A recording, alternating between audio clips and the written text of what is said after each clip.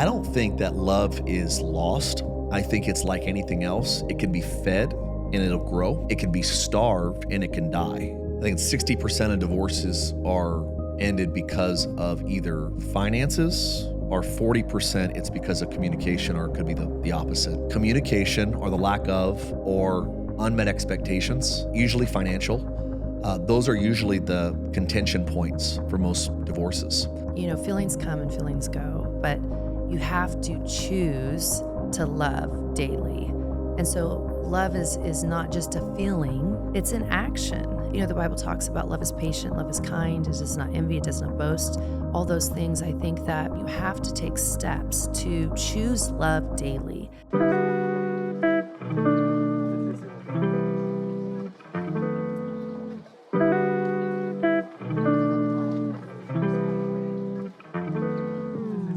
Welcome to the Collective Talk podcast, where we share reflections on prayer, family, and ministry. On today's episode, we're going to be talking about staying married versus getting married. And I'm so excited because we have my very special guest who he happens to be my husband. He's my favorite guest ever, but he is on the show today. So can you help me welcome Pastor Mark Francey on the show? Oh, Is that ringing any bells right Yes, that's my special. I love that you brought this today. So do you want to talk about the story about how we already shared the story in season 1? We did celebrate it, season 1. We did. And it's when you fell for me. I got a giant teddy bear. It was actually much bigger than our sloth friends here. Yeah, it was bigger. We thought this was a koala, guys. Apparently it's not a koala. It's a sloth. And Mark brought this in. And actually, I didn't. It was just already in their studio. I don't know where it came from.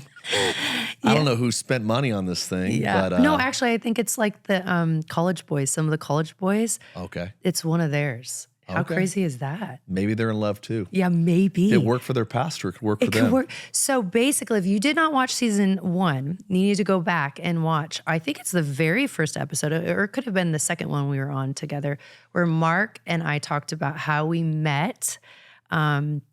And I actually didn't know he liked me. He was in love with me, but no, I didn't know that he liked me. My sister's like, he loves you, Rachelle. He's like, really likes you a lot.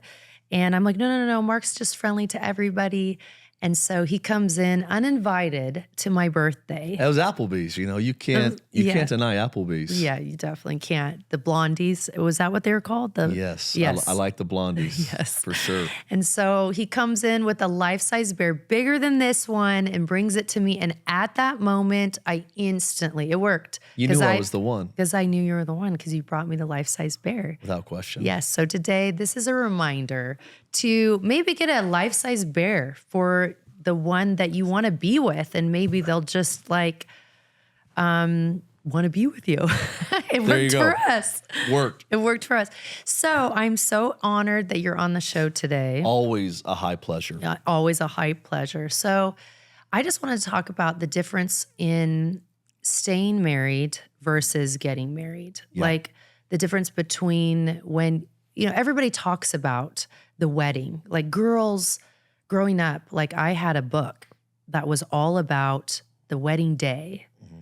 I had the colors, I had, my bridesmaids all picked out, what I was going to do. I wanted it to be a fall wedding. And so girls plan forever. Yeah. I know guys just come to the wedding, but girls, they plan forever for their wedding day. So what would you say is the difference between that day and staying married? Yeah. What would you say are some differences, or what? Yeah. I like the premise of the question because I think it kind of exposes a crack in our culture's foundation that we put more energy into making the perfect day with the perfect cake and dress and tux and venue and flowers and. I think that I didn't realize, we obviously got married, went through that process. Yeah. And when we did, we had this incredible wedding. Thank you to your parents for teeing that up for us. But we had this beautiful wedding. And it wasn't until I went through that process, I didn't realize how much went into that day, making it so special. But it wasn't until I was on the other side of it that I became, a pastor, started officiating weddings. that I realized, man, people are okay spending $50,000 on a day, but they won't invest $500 into premarital counseling to set up a lifetime of a healthy marriage. And it was interesting in that moment, I realized, man, there's a crack in our foundation that we put more energy into the day of our wedding than we do actually preparing ourselves for the life that follows that day. And I think that's why in America we have beautiful weddings, but we have terrible marriages. Is the emphasis is on the Disneyland fairy tale happily ever after. We just think that if we can get to that day, if I wear the right dress, if those glass slippers fit, the rest of our life's going to be magical. And I think there's a lot of, fractured expectations that come along with this mentality. And it's epidemic right now in America. I think the average cost of a wedding right now is like $38,000 in America. That's probably thanks to some of our friends in Orange County hiking up that average, that curve. But people spend a fortune on weddings. They don't really, they complain when they spend $12 on a book that would teach them wisdom on how to have a good marriage. That's so, wow. It's crazy how a lot of people, they spend so much money on the wedding, but they don't do any premarital. You don't see any of that. So that's so good what you were saying. So what are some of the biggest surprises once the wedding was over and marriage set in? Like, what would you say? Good or bad or both? What? Both. But don't say a lot of the bad. Surprises. I don't know. I think my favorite surprise was just I underestimated how much I was going to enjoy waking up next to you every day. Oh, that's I so think sweet. you don't realize how incomplete you are until you get married. And there's a contentment that comes in the life of being single. I think that you got to embrace that season of life, that grace. But when you get married, you're like, wow. It's kind of like pre-kids, post-kids. Before you have kids, you're like, oh man, this is going to be great when we have kids. Life's good though. But after you have kids, you're like, I don't really remember my life before I had kids. And I think the same would be true of marriage is, I heard one man say that you're incomplete before you get married. And then after you get married, you're really finished. Oh my and so, gosh. it's a joke, but no, I loved it. It was an awesome surprise to just feel like you have a second side of your brain that you didn't have before. You're so good at everything that I wasn't good at. And a lot of people know our story that, I gave my life to Jesus at 18. I was so broken in so many areas, even impurity, coming out of pornography addictions and all the things that I grew up captive in. And you were so pure. You never held a guy's hand. You never seen anything. You never seen you didn't even see a naked guy before. And it's wild that you came from such a pure context. I came from such a screwed up context. And simultaneously there was surprises that I was good at things that you weren't good at. And just to see the compliment there. And I was surprised that I didn't realize how much I needed you to be my fashion consultant to help me evolve in what clothes I was going to wear. When we got married, I think that we had to get used to, not just, when you were living with your dad at the time and I was living with my parents. So when we bought our house and we moved in. Which was a miracle. Which was a huge miracle. It was so cool. That's a whole story. And we bought that house and it was so cool putting all of our furniture together, which we didn't have anything. And so, but it was cool. Like, I didn't cook, finding out all the giftings that we both had. Thank God Mark was a cook because... Thank God you weren't a cook. Oh, why? Well, I would have been super heavy. Oh, okay. I already gained, I have a slow metabolism. So if you'd have been a good cook, I'd have been on The Biggest Loser for sure. Oh my gosh. No doubt. Well, now I feel like that's how I was though, because he was such a good cook. And so he would barbecue and, but anyway, we found out each other's giftings. Like, I'm not a good cook. He is. I feel like cleaner than you, would you say? Jury's out. Okay. And so you just learn all of those things. But I think that, it's so important, just the process of staying married and the differences. And I think that you have to just, love each other's differences as well. So I think that's really good. What one thing Do you think that when we first got married, did you like it annoyed you? It annoyed me. Yeah.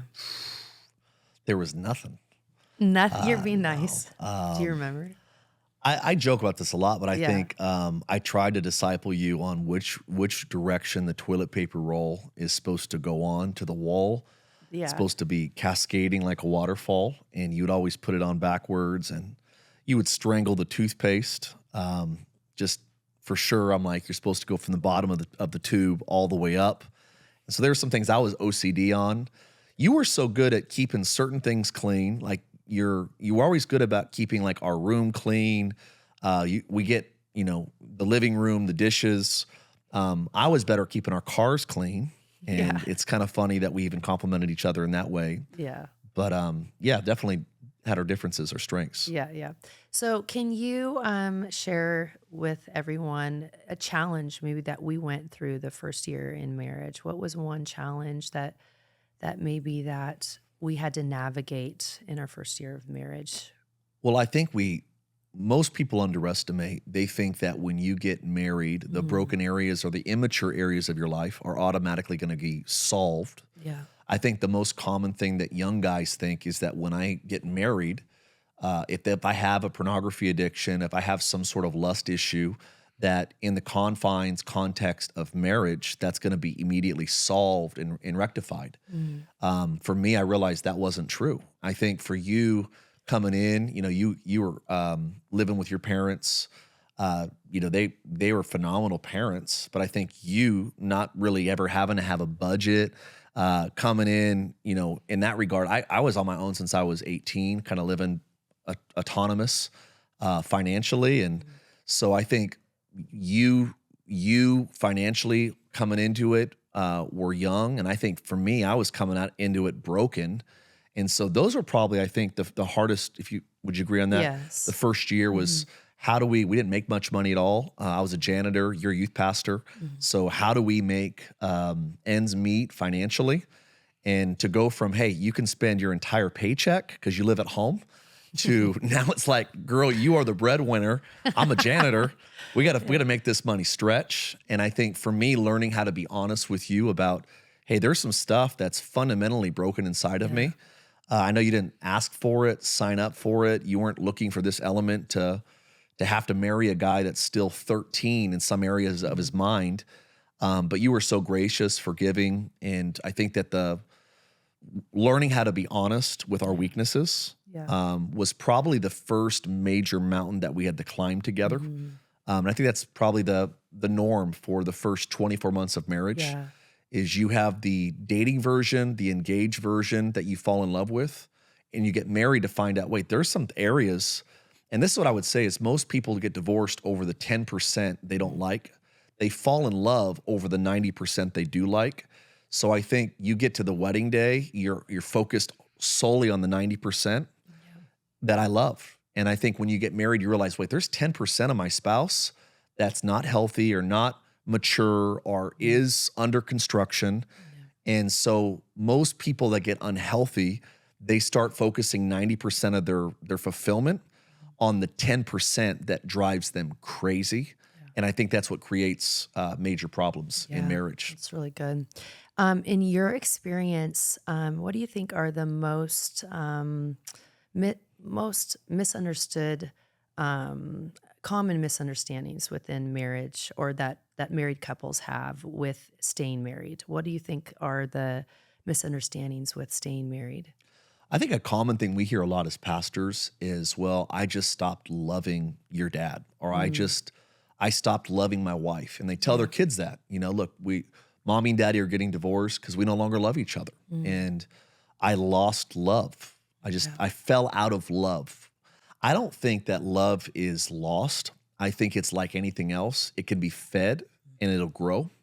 It can be starved and it can die. And I think when it pertains to, you feel like there is a deficiency in the romance, in the connection, in your love for each other, I think the most common misconception of marriage is that we lose love.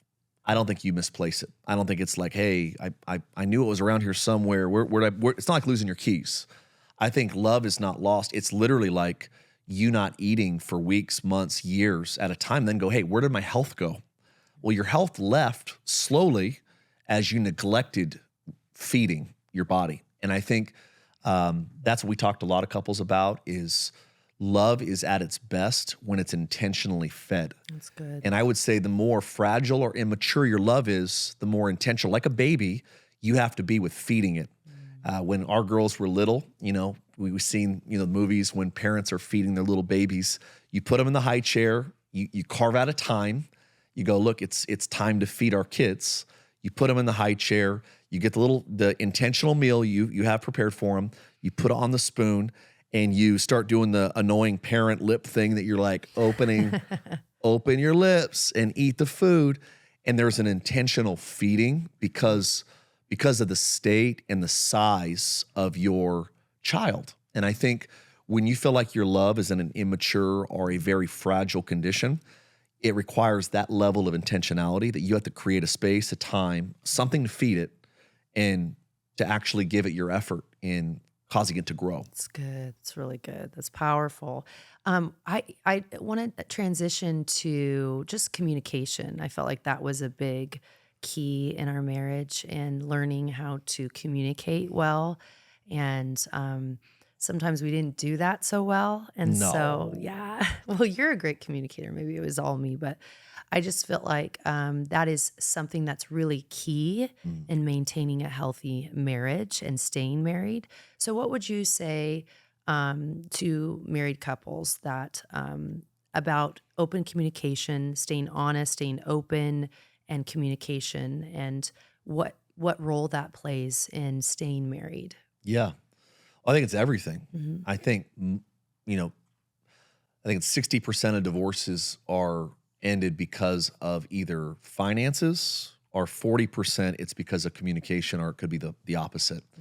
Mm-hmm. Communication or the lack of, or unmet expectations, usually financial. Those are usually the contention points for most divorces. So I think being good at vocalizing your expectations is critical in any marriage. And you can't hold your spouse hostage for the ransom you've never vocalized. So I think getting good at just going, hey, Rachelle, this is kind of what I'm expectation-wise for the week. This is what I have going on. What do you have going on? I think getting good at being honest with each other about schedule. I think being honest about needs. I'm shocked. I mean, me and you, we talk to people all the time that are in severe deficiencies in their marriage, whether it's their love life, whether they haven't been intimate in a long time, whether they haven't taken a date in 6 years. And they get into this rhythm of life that they know it's not healthy, but no one has the wherewithal to actually vocalize, hey, why have we not done something special? Yeah. Why have we not been intimate? What's our excuse for living and tolerating this really unhealthy rhythm? And so I think I think a lot of times it falls to the man to go, hey, look, something's out. It's your job to go, hey, something's not working right. My wife seems shut down. Our family seems off access. Our balance is not healthy right now. God gave you a great brain inside of your head to actually think about what can we do to fix this. So a lot of times it starts with just saying, let's talk about where we're at right now. Yeah. Because I think what I found is no one usually says, hey, let's get divorced. Let's not try. Let's have a bad marriage. I think those things happen because we refuse to communicate. So I found that if you can get your spouse, this has been our experience, if we can go, I think we're under attack right now because we're not being either wise, maybe we are being attacked spiritually, or maybe we're just tired and we've been distracted. Let's sit down and talk about how can we make our life better. And I think you create a conversation that, hey, we're gonna communicate things that we're gonna do this week. We're gonna go on a date on Tuesday. We're gonna take Friday night, which is tonight. We're gonna relax down with our family. I think vocalizing with each other, and now you guys have a goal and a vision to go after. Most people, they lose hope, not when life gets hard, but because they lose vision when life's hard. So I think communication is actually a way that we communicate, where do we wanna go? Where are we? What do we have to do to get there? And if we can have a clear vision, we can live through some pretty serious storms. That's so good. That's such a great tip. And how do you vulnerability. I just wanted to talk about that with your spouse. Like, how do we stay vulnerable with each other, and how do we do that during difficult, maybe things that you're going through within your marriage that are difficult, hard to navigate through? How do you stay vulnerable in those type of situations? I think it's one of the hardest things to do long term. I think the first key to staying vulnerable is make up your mind that you're not going to live with excuses. That's good. I think a lot of times we start making excuses for why we're not going to be honest. I don't want to hurt them. I don't want to disappoint them. I don't want to make this week worse than it already is. And so, I think vulnerability has to start with, in my opinion, with God. And if I'm not being honest with Jesus in my prayer times, I have found I'm not going to be honest with anybody else. Yeah. And so if I can keep my heart clean and transparent with him, and a lot of times I find that when I'm honest with Jesus about the areas of my life that I'm frustrated with, when I'm confessing those to him, not only do I feel his love and I feel his hope, a lot of times we'll leave those moments with him with a solution of going, hey, I want you now to talk to Rachelle about this. Yeah. I want you to apologize to this person. I want you to forgive. And he'll give you the things that he wants you to be honest about. Yeah. Almost like action items to be vulnerable about after that prayer time. And so I think vulnerability with your spouse starts with vulnerability with God. And I think in both instances, it requires you making up your mind that I'm not going to make excuses when I'm not healthy. Yeah. I'm going to make changes. Yeah. And you usually can't do both. Yeah. There's a lot of people that make excuses. Well, I'm just an angry person, or I just keep it real, or I just say it as it is, or I'm just a bit of a pervert. You can't own things that Jesus died to actually heal us from. Yeah. And so I made up my mind a long time ago. I told you this, that I can't promise you that I came from a good place, but I can promise you that I'm going to end in a good place, because I will die fighting to live for the freedom that Jesus paid to give me. So yeah, that's been our journey. It's beautiful. And don't you think that vulnerability and forgiveness kind of go hand in hand? I know a lot of couples that we talk to, or even our own experience in our marriage, that the more forgiving we are, the more vulnerable we both will be to each other. And I think that if we're consistently staying in a place of forgiveness, if one, say you did something to me and that happened within, the first couple of years of our marriage, we would do things or say things, and we would have to choose forgiveness. Yeah. And then it was amazing, because in that forgiveness, we kept wanting to be vulnerable. Yeah. And I think a lot of spouses try to hold it over their spouse's head, like, I'm not going to forgive you. Yeah. And I want revenge. I want revenge, and I want to hold that over your head. Yeah. But then their spouse goes cold, and they don't want to open up anymore. They check out. And so I know in our marriage, there were times where, we got in fights, and there was things that happened or said, and I learned forgiveness within marriage. I had to forgive you. You learned forgiveness. You had to forgive me, and so we kept staying forgiving, but also vulnerable.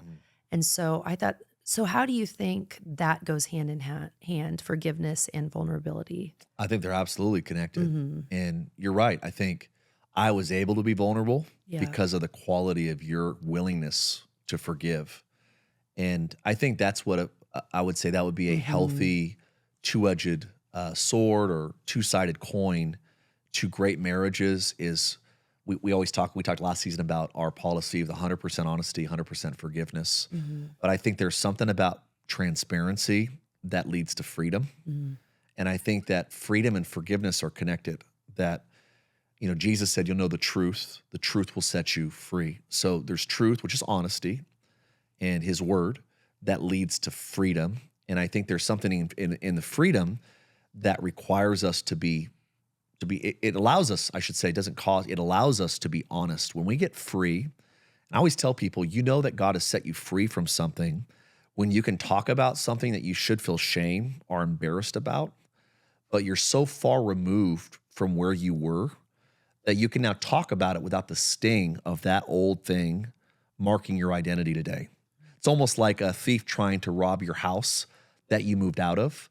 It's like, I don't live there anymore. You can rob it all you want. I'm gone. And I think that's what I feel like when you get free in an area, because God forgives you, you can actually talk vulnerably and freely about anything. And so, yeah, I think great marriages are committed to going, hey, look, I'm going to be honest with you. You're going to be forgiving with me. We're going to reciprocate that. And ultimately, I think in those two flows of forgiveness and honesty, the last thing that you kind of have to see is someone has to be mature enough to break the cycle. That's good. And I think we're younger. We're both competitive. We're both leaders. We could be both hard-headed. And I think for us, making up our minds that the winner is the person that chooses to break the cycle and forgive first. And you usually won that because you were softer hearted than I was. But I think there's something powerful about, hey, if I keep on not forgiving and you keep on not forgiving, we're going to be in a stalemate for another 2 days. So one of us has to be mature enough to break the cycle and go, I'm going to forgive you before I feel like it, or before maybe you deserve it. And so we can move on and keep on, start the cycle of health again. And so I think marriage is really two people committed to being honest and two people being committed for a lifetime of going, I'm going to be forgiving as you're honest. Yeah, it's so powerful. I feel like forgiveness is the key to marriage. Key to life. The key to life. It is. So many people just choose not to forgive, and forgiveness is hard. It really, truly is. It's a daily thing that you have to walk out. And I think that, forgiveness doesn't change your past, but it literally enlarges your future. Yeah. And so, and I think that a happy marriage is a union of two good forgivers. Yeah. And I think that Absolutely. when we come together, like you were talking about, and we try to compete with one another and say sorry first, I think that is a happy marriage. And so Mark and I, we've learned that. We've learned to, Jesus forgave us, and we've got to forgive one another. But I think that's so important in a happy marriage. But I wanted to ask you about prioritizing our marriage. Like, what things did we do when we first were married, and even now, in prioritizing our marriage? What are some tips that you can give to people watching? Well, sometimes it's easier said than done. Yeah. I know we're in a busy season right now. But our goal has been, since we got married, a couple things is we decided that whatever we do as a family, we're going to do it together. And we never wanted to feel like we had like a church life and a different life, a home life, a business life. We wanted to incorporate all that we did in with our kids. We're going to do this together. We're going to build the house of God together. So I think family was a priority that we wanted to be in agreement that we were going to do that collectively. I think one of the other priorities that we've tried to really make it our aim is we got to have a time every week that we're intentional with our kids, that we have, and we try to do family dinners on Monday nights. We'll cook together. We try to sit together at the table. That's been a priority that we've tried to always fight for. And I think even with having a date night, and the last couple months been more challenging. It was so good. Even just the other night, we got to go. We kind of had two this week. Yeah. One was awesome, kind of accidental, and then the other was intentional. Yeah. But there's something I think about just creating a space to fill up each other's love tank. The difference between being tired in your marriage and being depleted in your marriage. And I think there's a lot of, being tired physically, you can take a nap and solve that problem. Being depleted is when you got to re-energize your spirit. Yeah. And that's not solved by a nap. That's solved by the presence of God, by replenishing your spirit. I think the same thing is true with your relationship, that you can get tired in your communication with your spouse. Maybe you need to take a nap, maybe you need to read your Bible. And maybe that you're not just tired, you're depleted. And that might require you actually carving out a significant little window to actually fill up each other's love tank again. And so we're pretty intentional. Yeah. We do probably three or four trips a year, just the two of us. Yes. Could be 2 nights, 1 night, 4 nights, usually your birthday or anniversary, that we just get away. We dream together. We lay together a lot. Hello. Yeah. Hey. And we start praying about what's coming up next in the future. And we come back from those trips and we're so connected again. Yeah. So I think prioritizing that, man, people say, how would you spend that much money on going to a hotel in town when you can stay at your house? That's expensive. I'm like, divorce is way more expensive than investing into good date nights in some rhythmic staycations or vacations that you can get away with your spouse and reconnect. So good. I think if your marriage is strong, and by the way, the greatest thing you can give your kids, we know this, is a great marriage. It's a marriage on fire. And so I want Kenzie and Chloe to know what their husbands should treat them like by the way I treat their mom. And if I had boys, I'd say the same thing. I want you to know how your wife should be by the way your mom loves me. So good. And so I think that if we have that in order, we're going to build strong kids. And everything we touch, if we're healthy in our marriage, everything that we touch is going to be healthy. So good. I love that.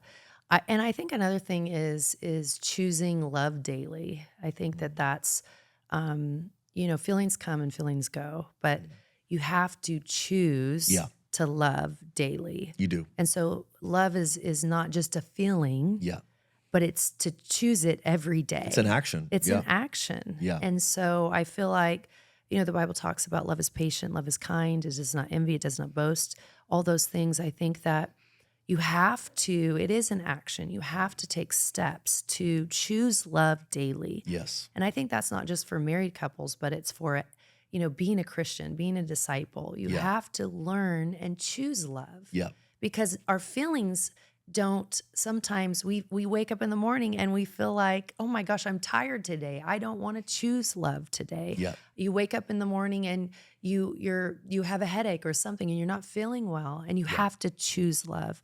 You have people that will come at you and say negative things, or your spouse or your friendships, and people will say things or do things, and you have to choose love daily. That's right. And so I think one of the things that Mark and I are really big on is choosing love daily. It's you have to walk it out. And I grew up playing basketball, and my coach always talked about, you can talk the talk, but you have to walk it out. You have to, you could talk a big game like you're so great at basketball, but you have to be disciplined.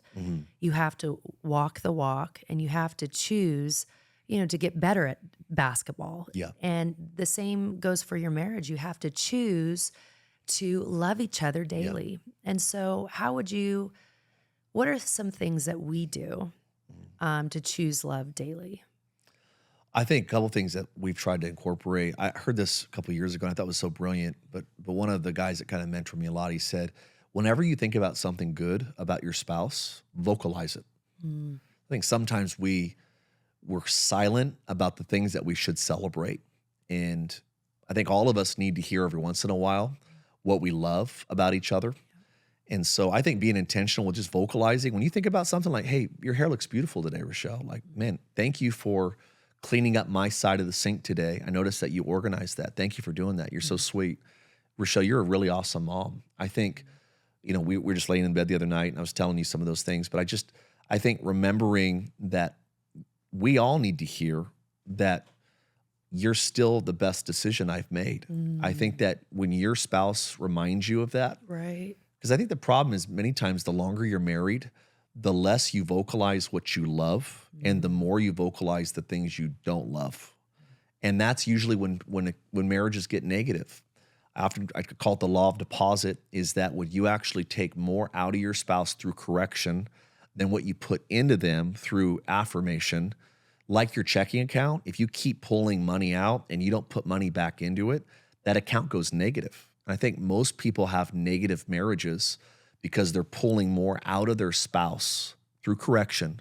Why did you do this? Why didn't you do that? You did that wrong. You left that open. You left the front door unlocked. You didn't close the garage. You didn't feed the dog. You didn't, and we vocalize everything that we don't like, as opposed to going, you know what, you did way more right today than you did wrong. And so I think for me, I could be nitpicky with some of that stuff. And so I had to be intentional with going, I want to show Rachelle love today by saying what I do celebrate, and maybe holding on to some of the things that I could make a big deal about that actually aren't big deals. Yeah. I don't want to feed the birds. You know, you go to the park sometimes, they say don't feed the birds. You go to the beach, they say don't feed the birds. And I think that when we make big deals about the little things that bother us about our spouse, you're feeding the birds. And the more you feed the birds, the more birds that seem to show up. And pretty soon you got an army of birds sitting around you. And you're like, what in the world? Is my marriage even good anymore? Because you fed the birds too long. So I would say stop feeding the birds. And to the last kind of thought with that is, you said that, you know, how do you show love daily? I think you got to make up your mind sometimes that you can act your way into love faster. That's good. Then you can feel your way into love. We were counseling a couple just recently, and they hadn't been intimate in a long time, even romantically. And we said, look, you guys need to forgive each other. You need to pray for each other. You need to have some fun together, you know, dream about the future. And you guys need to lay together. You guys need to reconnect. And someone has to be intentional to go, we're going to break this unhealthy pattern. I might not feel it yet. I might have the butterflies that I want to kiss you and I want to hold you, or I want you to hold me or kiss me. But there's something about sometimes acting your way into a right frame of mind rather than isolating yourself and being a victim and staying as you are. So I think that's one of the best things you can do for love is to act your way into what you know is right and watch the right feelings follow. It's so good. So powerful. I think that what you're talking about is revisiting your vows. It's basically, why did you choose your spouse in the first place? And so just remind yourself, oh my gosh, I love this about Mark, or you love this about me. And so remind yourself on a daily basis why I chose, you know, why we chose each other. And I think that's really important in marriage. Well, hey, I wanted to do something fun. And as we end this episode, I thought it would, I've seen this on Instagram, but I don't know if we can, I mean. Famous last words. Yeah, famous last words. But I thought we could do where you basically hum and we look at each other. I feel like since we've been married like 19 years, we could look at each other and we could hum the right note. Maybe. So I'll do 1, 2, 3. He's like, what am I getting into? I'll say 1, 2, 3. Oh no. What are you going to say? I'm just getting ready to la la la la okay. la la la. Okay. So I'll say 1, 2, 3, and then on 3 we'll hum a note. Okay? And we'll try to hum the same note, right? Do you understand? I guess. Okay, we'll do it like a couple times and see if one time get the same, like we're on the same wavelength, right? Okay, so here we go. Let's try, guys. We'll see if we can do this. And you can try this at home. I think it's so fun to have fun with your spouse and like do fun things and just be fun together. Mark makes me laugh more than anybody, so I think it's fun to just switch things up, have fun together, and make each other laugh. So here we go. So 1, 2, 3. Oh, so close. It was a harmony. That was pretty much it. You just did it with your mouth open. Mine was closed. Okay, you got to open your mouth. Why were you closing your I mouth? don't have a good voice. You do. Just open it up. Let it just be free. I'm going to sing. Okay. 1, 2, 3. Yes. We got it. We got it. Okay, one more. 1, 2, 3. You copied me. I copied you. You copied me that time. Okay, I'll do another one. I cheated. Okay, we'll do it. 1, 2, 3. Did I copy you again? I don't know. I think I'm making the same noise over and over again, just in 3 octaves.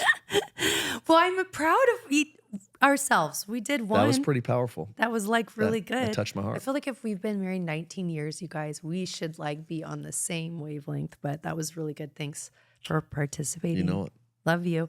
Well, thank you for being on the show today. I'm so excited that we got to talk about marriage and maintaining a godly marriage. And so thank you. My honor. I love you, babe. You're my favorite. You're the best. Love you. Thank you for joining us on this episode of The Collective Talk, where we shared reflections on marriage.